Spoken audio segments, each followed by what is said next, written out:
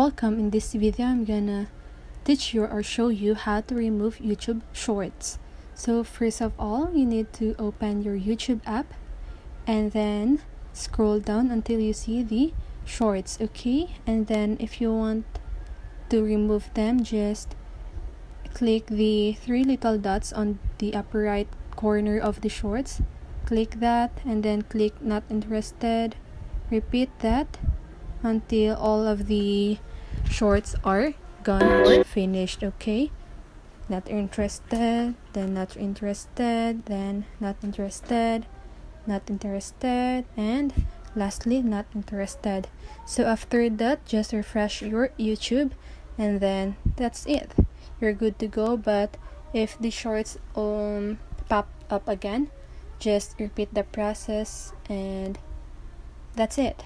I hope you understand this video, and if you did, make sure to like and subscribe and hit that bell notification so you won't miss a video. See you on the next one and have a great day.